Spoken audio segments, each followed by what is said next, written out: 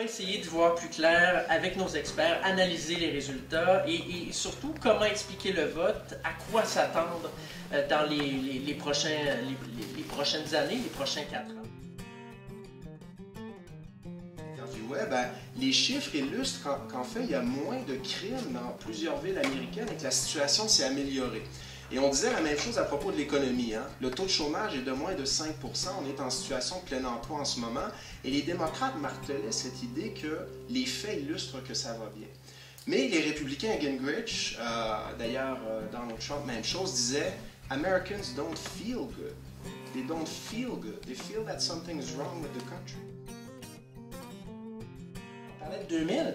En 2000, l'écart au collège électoral, c'était 4 grands électeurs sur 538. Et l'écart au niveau du vote populaire, c'était un demi-point de pourcentage.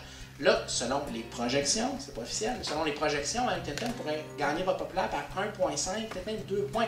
On n'a jamais vu ça, à une exception près, 1876, qui compte à peu près même pas, là, quand on parle.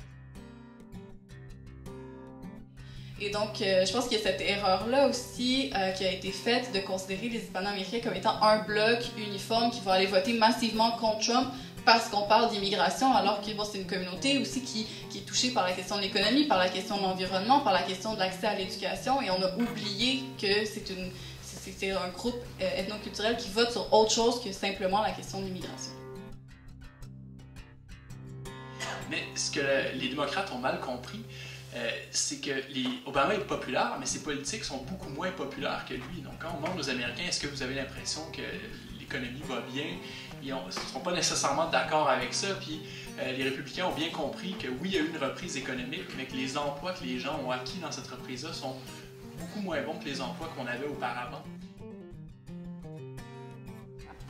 Pour au moins 3 points, c'est-à-dire la valorisation de l'individu, donc le self-made man, et puis ensuite viser un ennemi extérieur et intérieur, on s'entend avec Donald Trump, et la corruption des élites, à savoir médiatique, je pense qu'il a marqué des points. Peut-être que ce que Bob Reich avait analysé pour expliquer ce renversement, c'est-à-dire que les démocrates ont perdu une sorte de rhétorique et au profit des républicains, peut-être se retrouve aussi maintenant en 2016.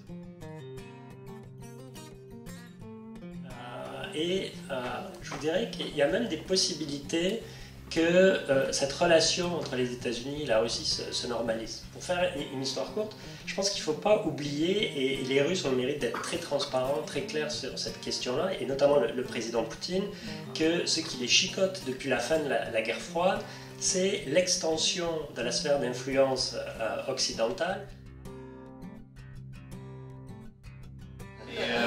Non, mais ce que je veux dire, c'est qu'on a souvent tendance à essayer de voir des patterns. Donc, on voit deux choses qui se produisent la même année. Donc, le Brexit, Donald Trump, on se dit, ça y est, on a ça qui arrive. Mais du populisme, il y en a toujours eu, c'est ressurgent. C'est assez impressionnant ce qu'on voit aux États-Unis. Mais je pense qu'il ne faut pas non plus... Bon, je ne suis pas un expert pour le cas français. Je me mouillerai certainement pas à faire des prédictions sur ce qui va se passer en France. Mais rappelons-nous que c'est deux pays complètement différents.